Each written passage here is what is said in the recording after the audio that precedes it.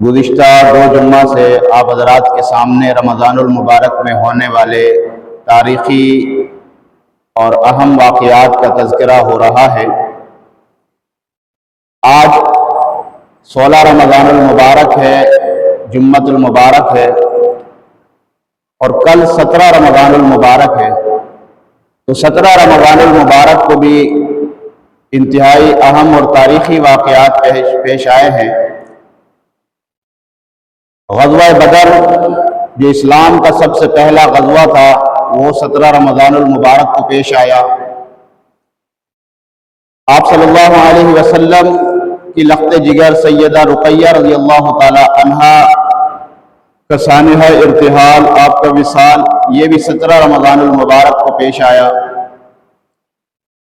ام المومنین سیدہ کائنات سیدہ طیبہ طاہرہ عائشہ صدیقہ رضی اللہ تعالی عنہا کی وفات بھی 17 رمضان المبارک کو ہوئی،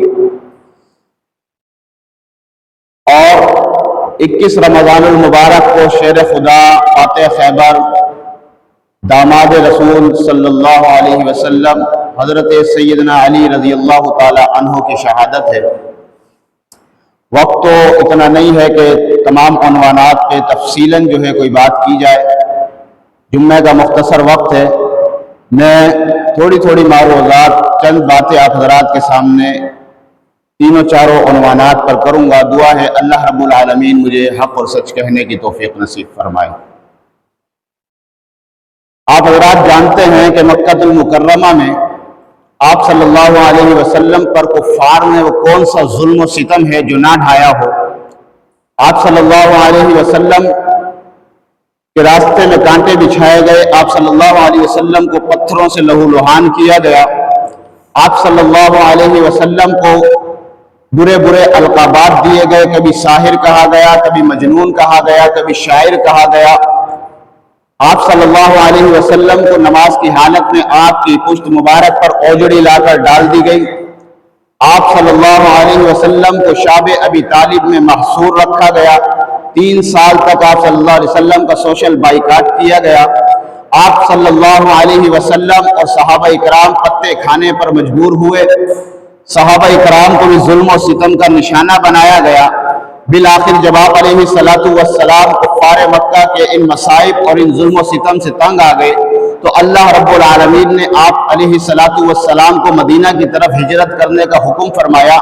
آپ صلی اللہ علیہ وسلم نے مدینہ منورہ کی طرف ہجرت فرمائی، لیکن وہاں جا کر بھی کفار اپنی حرکتوں سے باز نہ آئے، اور آپ صلی اللہ علیہ وسلم کے خلاف سازشیں کرنے لگے، اور مدینہ والوں کو یہ دھمکی دے دی کہ تم نے اگر انہیں نہ نکالا تو ہم مدینہ پر چڑھائی کر دیں گے اور ان کے ساتھ تمہیں بھی قتل کر دیں گے۔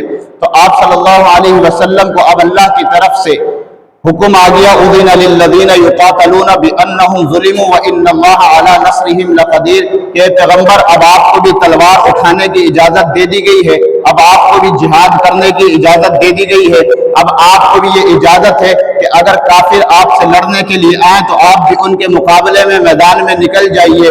تو اللہ کے پاک پیغمبر صلی اللہ علیہ وسلم رمضان المبارک کے مہینے میں پتہ چلا کہ قریش کا ایک قافلہ جو ہے وہ شام جا رہا ہے، اور ان کا مقصد یہی ہے کہ شام میں وہاں سے جو بھی نفع ہوگا تجارت میں وہ سب کا سب جنگی عزائم میں ہم لگا دیں گے۔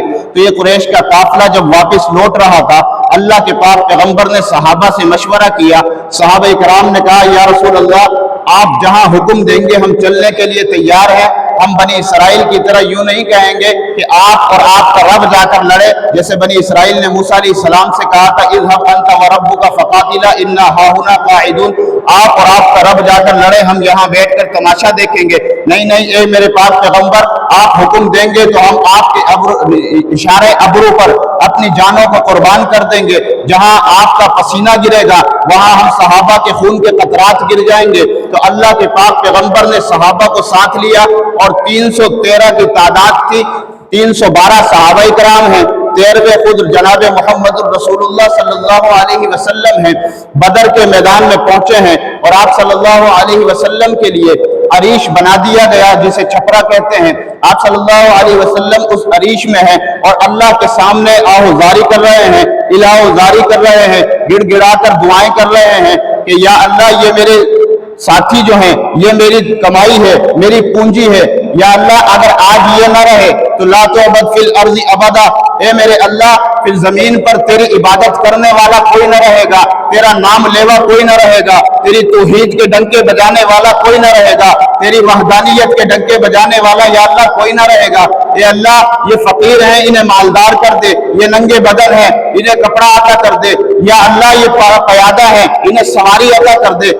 आप सल्लल्लाहु अलैहि वसल्लम इलाहो जारी कर रहे हैं, खूब दिल गिराकर दुआएं मांग रहे हैं, हत्ता कि इलाहो जारी से आपके हाथ बुलंद होते हैं तो आप सल्लल्लाहु अलैहि वसल्लम के कंधों से चादर बार बार उतर कर नीचे गिरती है। हजरत सैयदना सिद्दीक अकबर रज़ियल्लाहु ताला अन्हु जो आप सल्लल्लाहु अलैहि वसल्लम के कंधों पर चादर रख रहे हैं, जब देखा कि अल्लाह के नबी अलैहिस्सलाम बहुत ज्यादा इलाहो जारी कर रहे हैं तो अर्ज करते हैं, या रसूलुल्लाह बस करें, अल्लाह की मदद जरूर आएगी, अल्लाह ने आपकी बात सुन ली है। तो आप सल्लल्लाहु अलैहि वसल्लम ने दुआ को खत्म किया और हजरत सिद्दीक अकबर को बशारत सुनाई कि अबू बकर तुझे मुबारक हो, अल्लाह की मदद आ गई है और सयुहज़मुल जमअ व युवल्लूना दुबुर कुरान की यह आयत पढ़ते हुए आप सल्लल्लाहु अलैहि वसल्लम बाहर तशरीफ लाए।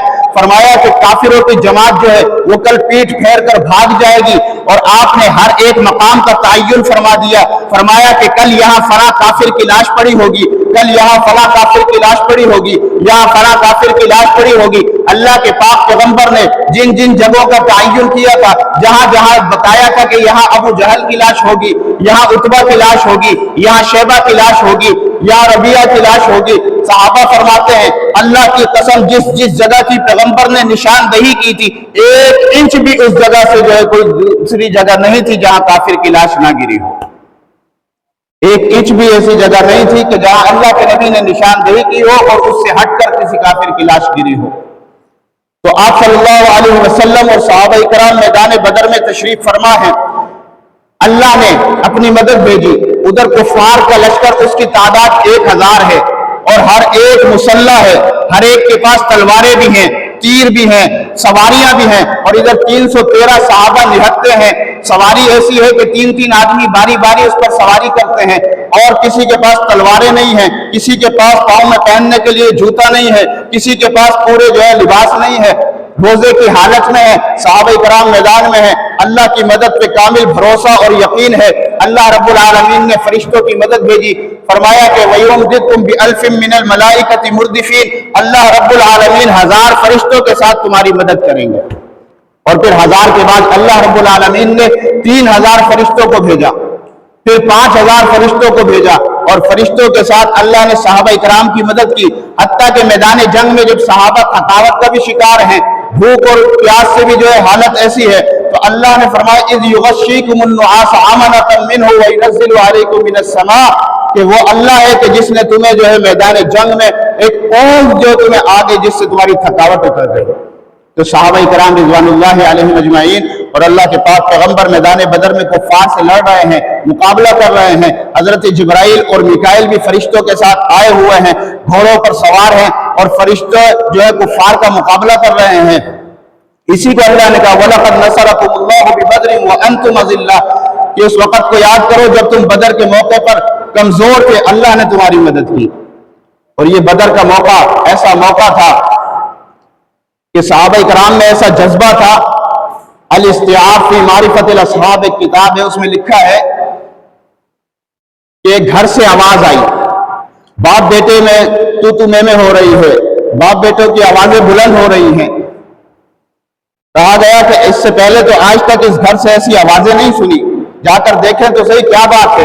पता चला हजरत साद बिन खैसमा रज़ियल्लाहु ताला अन्हा जो है अपने वालिद से लड़ रहे हैं। वो कह रहे हैं कि घर में औरतें ज्यादा हैं, वालिद कह रहे हैं कि जिहाद में मैं जाऊंगा, तुम औरतों की निगरानी करना, फूफियां हैं, बहनें हैं, बेटियां हैं, माएँ हैं, तुम औरतों के पास रहना। बेटा कहता है कि अब्बा मैं जाऊंगा, बाप कहता है कि मैं जाऊंगा। आज विरासत के खातिर तो बाप बेटों के झगड़े होते हैं, जायदाद पे तो तनाजे होते हैं, बेटा जिंदगी में ही बाप से हिस्से मांगता है, लेकिन उन सहाबा पे कुर्बान जाइए। ऐसे ही तो अल्लाह के पाक पैगंबर ने सहाबा के लिए यूं नहीं कहा कि अल्लाह अगर ये सहाबा जमीन पर ना रहे तो तेरी इबादत करने वाला कोई ना होगा। तो वो सहाबा लड़ रहे हैं कि जंग में मैं जाऊंगा, تو پھر حضرت سعد کے بارے میں قرآن اندازی کی گئی، فیصلہ ہوا حضرت سعد بن خیثمہ جو ہے جائیں گے، اور حضرت سعد بن خیثمہ رضی اللہ تعالیٰ عنہ پھر ان صحابہ میں شامل ہوئے جن صحابہ نے بدر کے موقع پر شہادت کا مقام حاصل کیا۔ اور یہی بدر کا موقع ہے۔ حضرت عبد الرحمن بن عوف رضی اللہ تعالیٰ عنہ جو عشرہ مبشرہ میں سے ہیں، فرماتے ہیں کہ جب جنگ کا میدان جو ہے سرگرم تھا اور میدان میں جنگ جاری تھی، میں نے دیکھا کہ میرے دائیں طرف بھی ایک بچہ ہے، بائیں طرف بھی ایک بچہ ہے، تو میں نے سمجھا کہ یار یہ تو میرے تو دائیں اور بائیں طرف بڑی کمزور ہے بچے ہیں، یہ میری کیسے جو ہے میرے ساتھ مل کر مقابلہ کریں گے کفار کا۔ لیکن ابھی میں یہ سوچ ہی رہا تھا کہ دائیں طرف والے نے کہا کہ چچا جان کیا آپ ابو جہل کو جانتے ہو؟ میں نے کہا میں تو جانتا ہوں، تو کیا کرے گا؟ کہا کہ سنا ہے وہ میرے محبوب صلی اللہ علیہ وسلم کو، میرے پاک پیغمبر کو برا بھلا کہتا ہے، گالیاں دیتا ہے، آپ صلی اللہ علیہ وسلم کو تکلیف پہنچاتا ہے۔ تو میں نے کہا کہ ہاں میں جانتا ہوں۔ کہا کہ اگر وہ نظر آ جائے تو مجھے بتا دینا۔ دوسری طرف دیکھا تو پھر بائیں طرف والے نے بھی کہا کہ چچا آپ ابو جہل کو جانتے ہو؟ اس نے بھی وہی باتیں کی۔ میں نے کہا میں جانتا ہوں۔ پھر اس نے بھی یہی کہا کہ سنا ہے وہ رسول اللہ صلی اللہ علیہ وسلم کو